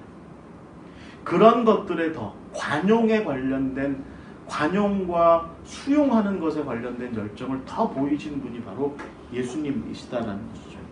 예수님은 또 삭개오, 여리고에서 삭개오한테도 동일하게 하시잖아요. 그 삭개오의 집에 가서 또 밥도 드셨을 때 아마 분명히 마태와 비슷한 어떤 향연이 아마 그 집에서도 일어나지 않았을까. 그러면 거기에서도 예수님 막 화를 내시면서 말이죠, 또 창을 들고서 그들을 다 꿰고 말이지, 무슨 꼬치 꿰듯이 꿰고 막 그런 행동을 하지 않으셨을까요? 그러지 않으셨잖아요. 예수님 어떻게 하세요? 네가 오늘부로 아브라함의 자손이다. 너도 아브라함의 자손이다. 네가 아브라함의 자손으로 회복됐다. 그렇게 선언을 하시는 그런 모습이죠. 마지막으로 여러분, 예수님께서 누가복음 22장에 보시면 제자들이 예수님 잡아가는 사람들을 향해서 칼을 빼죠. 제자 중에 한 명이. 그러고서 그 귀를 자르잖아요. 네? 그때 예수님께서 뭐라고 하세요? 귀를 붙여주시고 이것까지 참으라. 이것까지도 참으라. 라고 예수님께서 말씀하셨다는 겁니다. 예수님께서는 오히려 어떻게 보면 낮아지고 고난당하고 희생당하고 죽임당하시는 가운데 오히려 세상의 많은 사람들을 품으시는 방식. 열심당원들이 했던 것처럼 이건 아니야, 이건 아니야, 이건 아니야 라고 하는 것이고, 더 나아가서 또 폭력적으로 그들을 배제하는 것이 아니라 오히려 가능한 한 품고 또 품어서 더 이상 질 수 없을 만큼 그들을 다 당신의 십자가의 어깨에 다 지신 분이 바로 예수님이시다라는 것이죠.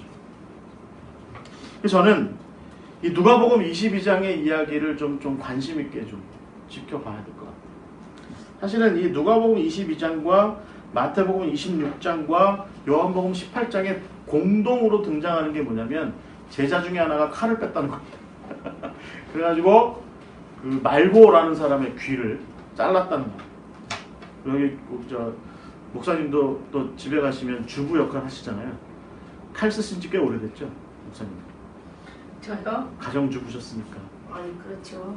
칼 쓰신 지, 식칼 쓰신 지 꽤 오래되죠. 착 하시죠? 이게 근데 한 칸에 귀 자르기는 쉽지 않을 것 같아. 그렇지 않아요? 한 칸에 이 달려있는 귀를 이렇게 잘라내기는 쉽지 않을 수도 있어요. 저 같은 사람은 감히 엄두를 못 냅니다. 아마 귀자르려다가 목을 칠 겁니다. 귀자르려다가 목을 치는 상대방 목을 치거나 아니면 뭐 어디 괜히 엄한데 이렇게 칠 것 같아요. 그 사람 귀가 이렇게 딱 서 있었나 보죠. 원숭이면 가능하겠지만 사람 귀가 다 그렇지 않을 거죠.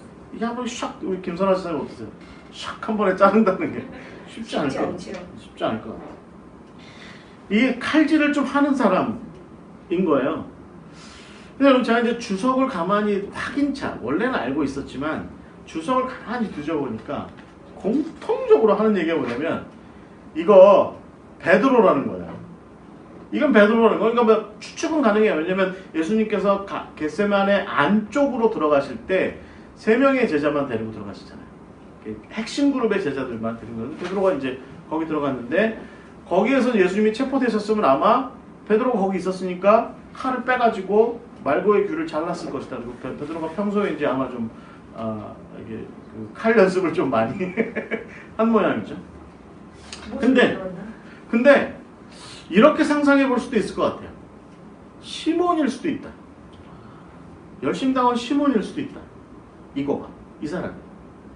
열심당원 시몬이어서 시몬이 평소에 이제 칼질을 좀 하는 연습을 좀 많이 갈릴리 산지에서 이렇게 칼질하는 연습을 많이 해서 아니 이건 도저히 참을 수 없어 라고 생각하고 이렇게 저항하는 시카리로서 또 열심당원으로서 저항하는 태도를 보였을 수도 있겠다 하는 생각을 가져보는데 만약에 이게 베드로라면 시몬은 참은 거죠. 어찌됐든 자기의 폭력적인 모습을 드러내지 않는 성경에 마태바가 누가 요한복음을 나름대로 이렇게 쓰시고 편집하신 분들은 시몬을 여기서 드러내지는 않아요.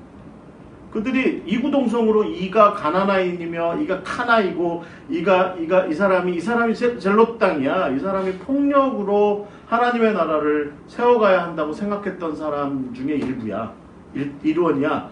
라고 얘기했는데 그 사람을 이런 아주 극적인 장면에 재등장시키지 않는 그런 모습을 우리가 좀 볼 수 있습니다.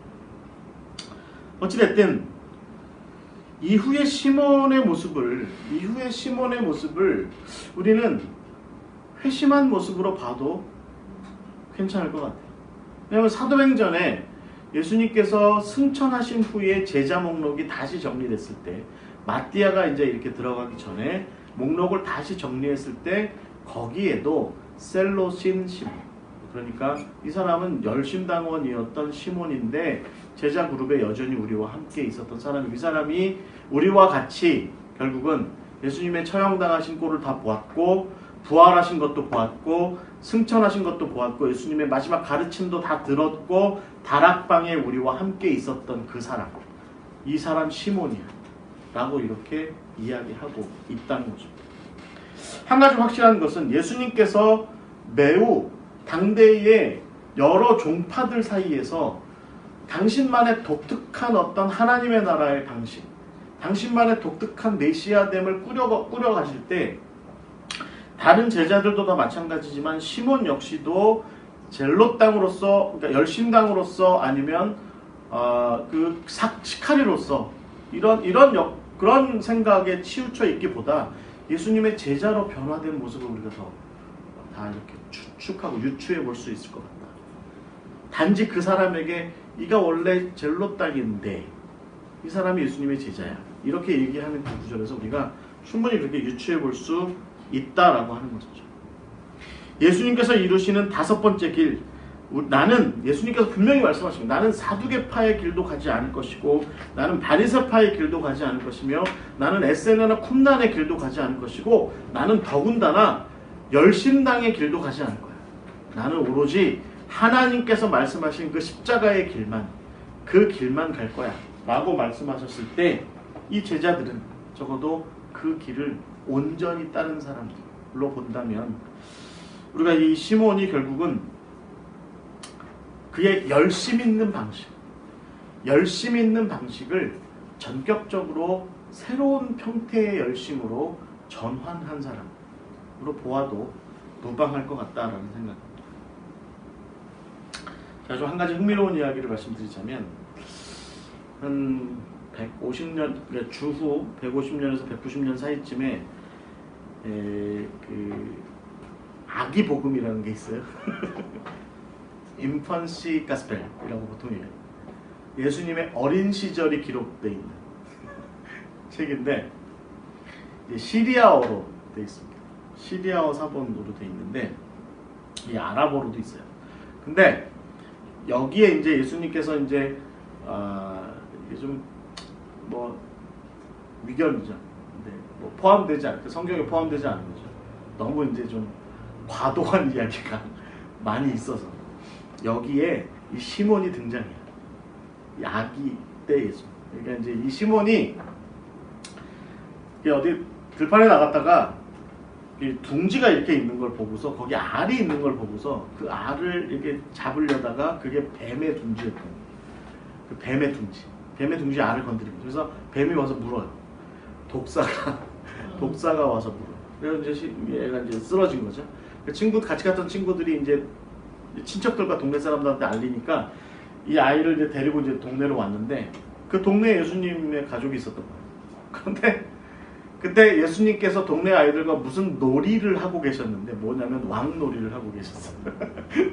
예수님 동네 친구들이 이분이 우리의 왕이셔 막 그러면서 이렇게 왕놀이 예수님이 왕처럼 이렇게 행동을 하고 있었는데 그 시몬이 이제 이렇게 상처 받아가지고 이렇게 뱀에 물려가지고 오니까 예수님이 아우리는 아이들 신하들이 뭐라고 얘기하냐면 시몬의 가족들한테 이분이 우리의 왕이시니까 이분한테 가면 이 아이가 치료받을 수 있다. 이렇게 얘기해요. 그러니까 예수님이 처음에는 모른 척하고 이렇게 있다가 그 아이가 오니까 왜 다쳤냐고 물어요. 그러니까 뱀한테 물렸다. 예수님께서 뭐라고 얘기하냐면 벌떡 일어나서 뭐라고 얘기하냐면 뱀을 죽이러 가자. 라고 얘기하면 엉뚱하잖아요. 얘를 치료해야지 뱀을 어쩌면 어떡해. 그러니까 이제 시몬의 가족들이 쟤는 아닌가 보다 하면서 데리고 가려고 그러니까 이 꼬마 신하들이 뭐라고 얘기하면 왕께서 그렇게 말씀하시는데 어찌 감히 당신들이 왕의 명령을 거부하냐고 그래가지고 그 아픈 시몬을 떼매고 다시 뱀 둥지로 갑니다. 가가지고 그러니까 이제 예수님이 뱀한테 이렇게 가니까 뱀이 진짜 있는 거죠. 그래서 뱀한테 명령합니다. 저 아이한테 가서 네가 뿜어놓은 독을 다시 빨아들여라. 그래서 뱀이 순종합니다. 그래서 그 아이한테 가서 독을 쫙 빨아들여라. 쫙 빨아들여서 그 아이가 이제 살아났다 하는 얘기인데 그때 마지막에 이 아기 예수가 그 시몬이라는 아이한테 뭐라고 얘기하냐면 지금은 아니지만 너 나중에 나의 제자가 될 거다 라고 이렇게 얘기한다는 기록이 제 표현에 이제 아기 복음 인펀시 유아 복음 인펀시 가스펠 그래서 이제 예수님 어린 시절 이야기 담겨 있는 그 위경 같은 책에 기록되어 있습니다. 흥미롭죠? 흥미롭네요. 네, 나중에 이제 이 아이가 나중에 그 젤롯인 시몬이다라고 거기 이렇게 써 있어요. 그 위경에 이 아이가 나중에 열심당 시몬이다라고 이렇게 써 있습니다. 그러니까 이 시몬은 이제 결국은 예수님의 제자 목록에 계속 이름을 남겼고요. 그래서 제가 아까 말씀드린 대로 예루살렘의 시몬과는 다른 사람으로 기록이 남습니다. 이 사람은 주로 이 유다와 같이 활동합니다.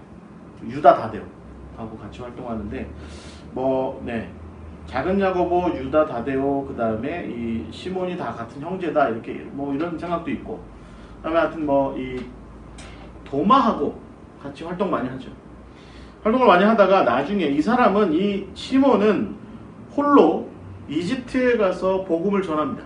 그러다가 나중에 페르시아 그러니까 파르티아에서 활동하던 다데오가 하고 합류해요. 그리고 나서 거기서 열심히 복음을 전하다가 이제 지금 이제 수로보니게 예수님 시대의 수로보니게라고 말하는 그 지역 거기에 지금의 레바논의 베이루트라고 말하는 메리투스에서 순교합니다. 이게 순교 장면입니다. 보이세요? 잘 보이시나?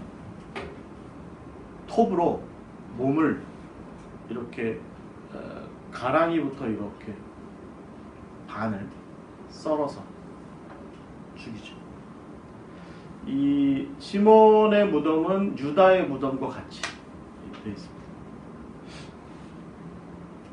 제가 그 제자들의 그 순교 장면 중에 와 이거 정말 잔인하다 하는 그 모습입니다. 여러분 그 시몬을 보면 저 칼 같은 톱을 들고 있어요. 칼 같은 톱. 저 톱이 뭐냐면 자기가 잘린. 제가 말씀드렸죠. 이제 제자들이 보통 들고 있는 건 자기 순교. 그 도마는 창을 들고 있고 바돌로메는 자기 껍데기 벗긴 그거 들고 있고 이 시몬은 자기가 이제 반으로 잘린 그 톱을 들고 있는 그런 모습입니다. 그래서 이 시몬에 대해서 사실 우리가 이제 열심당원 시몬, 젤롯인 시몬 혹은 가나나인 시몬이라고 이렇게 이야기하지만 이 사람에게서도 나름대로 우리는 좀 그 열심당이라고 하는 그 표현 자체에서 우리는 나름대로 의미를 좀 충분히 생각해 볼 수 있는 그런 부분이 있을 것 같습니다. 여러분 어떻게 생각하세요? 아주 열정적인 사람들, 이 시몬 그 중에 한 사람이 바로 이 시몬이었을 것 같아요. 이 열정이라고 하는 부분이 바로 우리가 시몬의 제자도에서 좀 배울 수 있는 대목일 것 같습니다. 그런데 우리는 시몬에게서 좀 진일보한 제자도에 대해서 한 번 더 생각을 해봐야 될 것 같습니다. 그건 뭐냐면 열정의 방향 전환. 열정의 방향 전환. 성경은 우리에게 열정적인 사람들의 이야기를 가르치고 기독교 신앙 역사 역시 우리에게 열정적으로 하나님의 비전을 실천한 사람들의 이야기를 다룹니다. 제가 아까 말씀드린 비느하스라든지 엘리야라든지 이런 사람들에서 우리가 열정적인 모습을 우리가 볼 수 있죠. 그런데 그 열정이라고 하는 것이 단순히 맹목일 수 있음도 우리가 알아야 됩니다. 시몬은 그가 가진 열정에 채찍을 더했습니다. 시몬은 그가 부리는 열정에 맥락을 부여해서 앞뒤를 좀 살폈어요. 내가 왜 이런 열정을 부리느냐, 내가 왜 이렇게 열심히 하느냐라고 하는 것에 대해서 컨텍스트를 좀 따져본 거죠. 그리고 그것을 예수님과 더불어 한번 맞춰본 거죠. 그가 부려할 열심은 열심당이 추구하는 그런 종류의 것이 아니어야 한다. 그가 부려야 할 열심과 열정은 예수 그리스도의 십자가와 같은 그런 것이어야 한다. 이것이 바로 지금 시몬이 찾아낸 열정의 바른 방법이다라는 거죠. 열심당원 시몬은 그가 품은 열정의 길과 방법을 심각하게 전환한 사람으로 보입니다. 그는 갈릴리의 시카리, 갈릴리의 열심당원이었지만 그는 그가 가진 칼과 그가 배운 폭력적인 방법으로 로마와 헤롯 그리고 예루살렘의 유정자들에게 저항해서 율법의 본질, 하나님의 계명의 본질을 회복하고 유다와 갈릴리에 하나님의 도리를 바르게 세우는 일에 매우 열정적이고 헌신적이었습니다. 그는 비느하스를 잇는 열심 있는 신앙인이라고 스스로를 생각했습니다. 그러나 그는 예수님을 만났습니다. 그리고 예수님에게서 전혀 다른 방식으로 하나님 나라를 실현하는 그런 비전, 내용, 방법들을 들었고 또 보았습니다. 그가 그렇게 이제껏 추구해왔던 그런 열심과는 좀 다른 것을 알게 된 것이죠. 그리고 결국 그는 돌이켰고 예수님의 방법으로 하나님 나라를 전하고 예수님의 십자가로 토에 켜 죽는 그런 고난을 당할지라도 복음을 외치는 그런 사람으로 이름을 남기게 됩니다. 여러분 바울이요 스스로를 나는 교회를 박해하는 일에 열심이었던 사람이다 라고 스스로 고백했습니다. 나는 바리새인인데 내가 교회를 박해하는 일에 열심히 있었다 이렇게 얘기합니다. 근데 그가 변화했습니다. 그가 변화하고 나서 그가 그리스도를 알게 된 후에 같은 빌립보서에서 뭐라고 얘기하냐면 표대를 향하여 그리스도 예수 안에서 하나님이 위에서 부르신 부르심의 상을 위하여 달려간다 라고 이렇게 외치는 그런 사람으로 그는 변화했습니다. 그는 열심의 목적과 내용과 방법을 바꾼 사람이죠. 시몬도 역시 우리는 그가 부리는 열심의 목적과 내용과 방법을 진지하게 바꿨던 사람으로 봐야 될 것 같아요. 적어도 우리가 시몬을 볼 때에 우리도 역시 우리가 부리고 있는 지금 이 열심이 무엇을 향한 것이냐, 내가 지금 이렇게 열심히 하고 있는 이것이 어디를 향한 것이냐라고 하는 그 질문에 우리도 시몬처럼 좀 답을 해야 할 것 같습니다. 열정이라고 하는 것은요 결국 말과 같습니다. 어떤 기수가 그 안장에 앉아서 그 말고삐를 잡느냐에 따라서 그 열정이라고 하는 말이 가는 방향이 달라질 수 있습니다. 결국 시몬이 깨달은 거죠. 예수께서 가르치시는 그 십자가의 길을 다시 자기의 열정의 방향으로 새로 잡았고 그 길로 올고지 나간 사람이 바로 시몬이다. 이렇게 볼 수 있을 것 같아요. 적어도 우리는 열정의 방향, 그 방향이 어디냐? 그 열정의 방향이 혹시 나 자신은 아니냐? 그 열정의 방향이 나의 어떤 행복한, 어떤 나만의 욕심을 꾸리는 그런 미래는 아닌가? 라는 생각을 가져볼 필요가 있습니다. 우리 주변에 열심 내고 사는 사람들 많죠. 그런 사람들 많은데 과연 그 방향이 옳으냐? 라고 하는 그 질문에 대해서 한번 좀 답을 찾아봐야 될 것 같습니다. 여러분 데이비 플랫이 메디칼이라는 책을 써가지고 유명해졌습니다. 이 사람이 곳곳에 강의 엄청나게 다니죠. 책도 엄청나게 많이 팔렸대요. 그런데 이 사람이 이제 이 레디컬, 이게 뭐예요? 극단적이다라는 표현이거든요. 이 극단적이어야 한다라고 하는 제안을 이렇게 할 때 사람들이요, 그 극단적이다라고 하는 것이 옳다고 여기면서도, 그래서 놀라워하면서도 다른 한편으로 좀 두려워했다라고 하는 것입니다. 데이비드 플랫이 어디 강연에서 이렇게 얘기했대요. 사람들은 그가 제안하는 레디컬한 삶의 진면목을 보지 못한다고 합니다. 그는 현대인들이 레디컬, 즉 극단적이라는 말만 들어도 두려워하며 발작을 일으킨다고 이렇게 이야기했습니다. 데이비드 플랫이 말하는 것처럼 거기에는 자신이 편안해하고 안락해하는 그 어떤 것도 사실은 존재하지 않기 때문에, 그냥 우리는 특히 현대의 도시의 삶을 살아가는 사람들은 그냥 지금 현재의 시스템, 현재의 체제, 현재의 구조 속에서 좀 편안한 것을 더 추구하는데, 우리더러 극단적으로 살아라 라고 그렇게 얘기하면, 극단적으로 사는 것이 그리스도를 위하여 사는 것이다 라고 얘기를 하면, 그 극단적인 것이 무엇인지는 관심을 갖지 않은 채로 극단적이라는 말 자체에서 이미 경기를 일으키고, 아이고 저한테 그런 얘기 하지 마세요, 아유 저한테 그런 말씀 하지 마세요, 저는 무서워요, 무서운 얘기 저한테 하지 마세요, 이렇게 하고 피한다라고 하는 것이죠. 사실 우리의 문제는 여기에서부터 시작할지도 모르겠습니다. 여기에서 내가 과연 그리스도를 위하여 레디컬하냐. 네. 이제껏 10명의 제자들은, 9명의 제자들은 이거에 대해서 얘기 안 했는데, 시몬은 좀 질문해 볼 필요가 있을 것 같아요. 나는 그리스도를 위하여 레디컬하냐?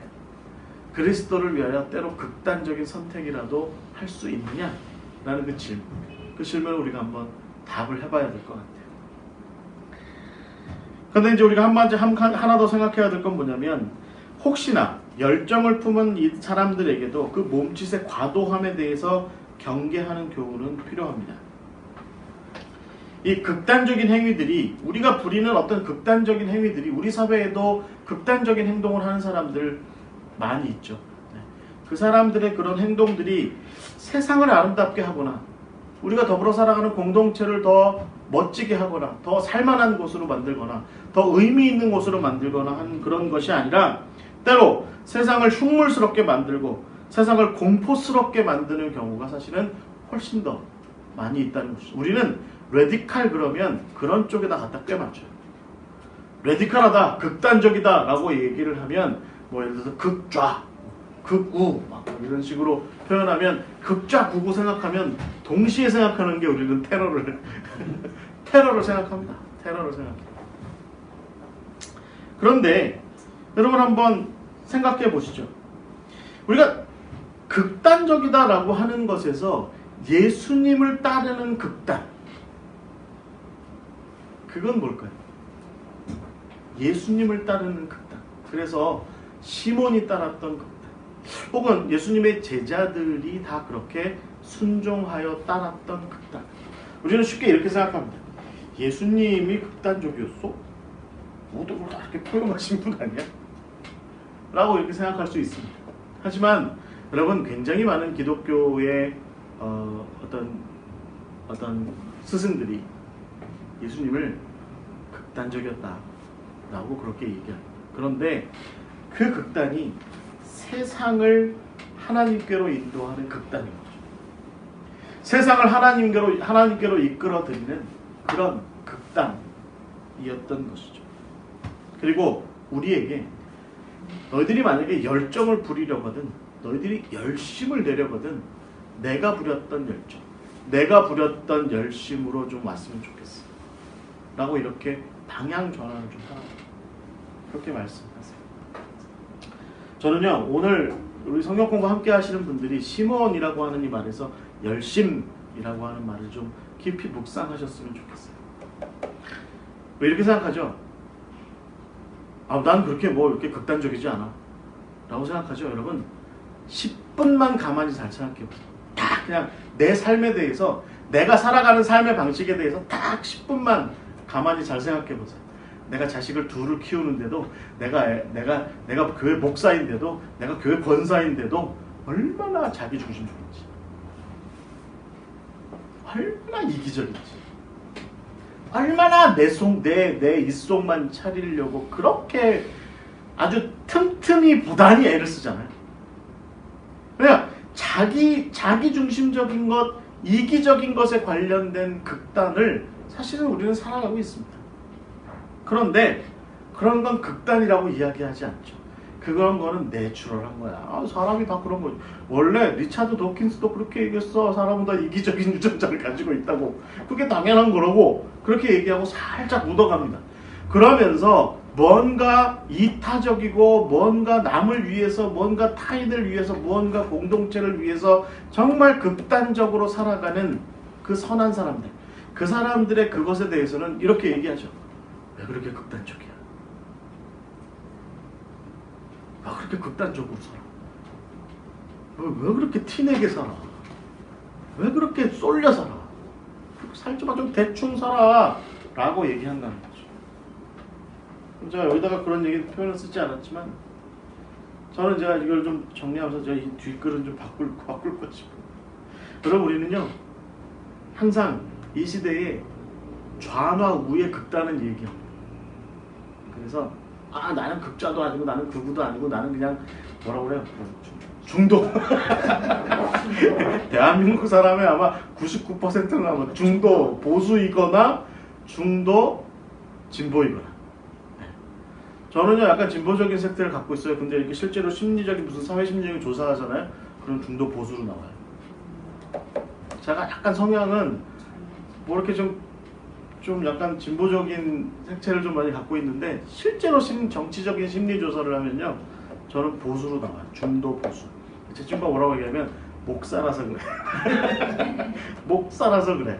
목사라서 어쩔 수 없이 그러는 거야. 이렇게 얘기를 하더라고요. 저 인정합니다. 투표할 때는 약간 진보적인 투표를 하지만 교회에서 섰을 때는 약간 보수적인 행동을 취합니다.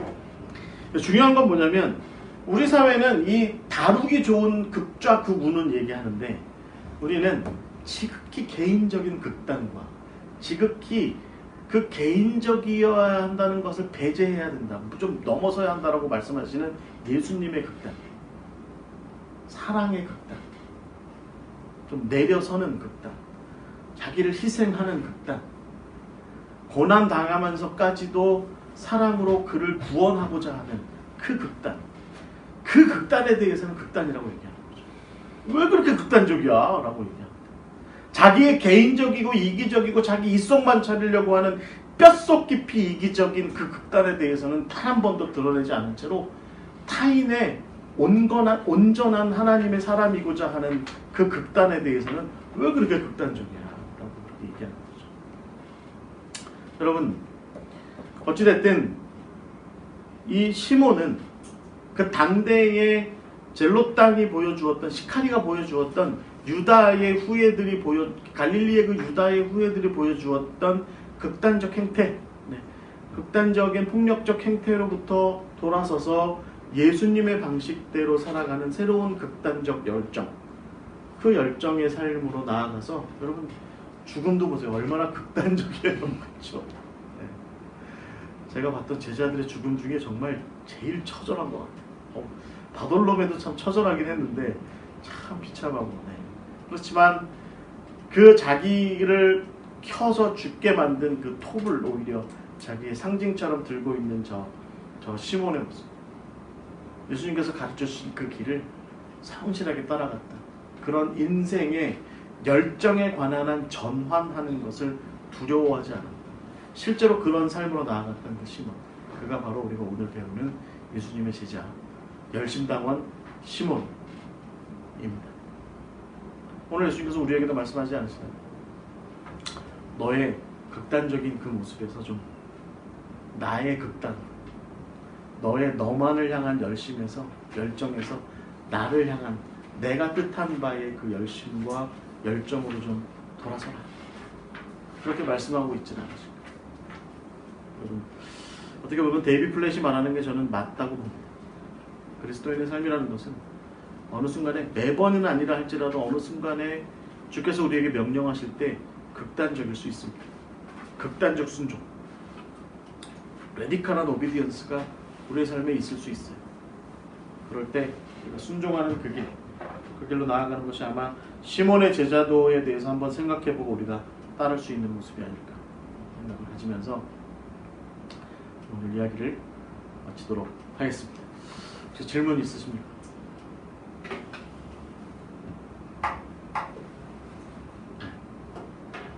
자, 이제 다 극단적인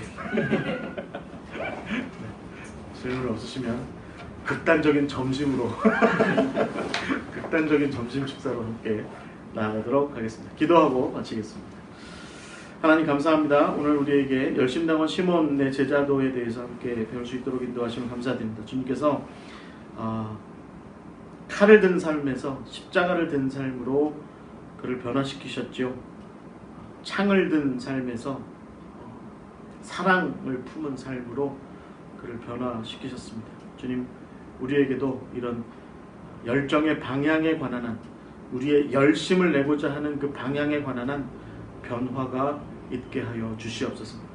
나는 이제로부터 어디에서 어디로 변화할 것인지에 대해서 진중하게 생각하게 하시고, 그 변화가 예수 그리스도께서 가셨던, 또 우리의 선배 제자들이 나아갔던 그 길로 향한 그 변화가 되게 하여 주시옵소서.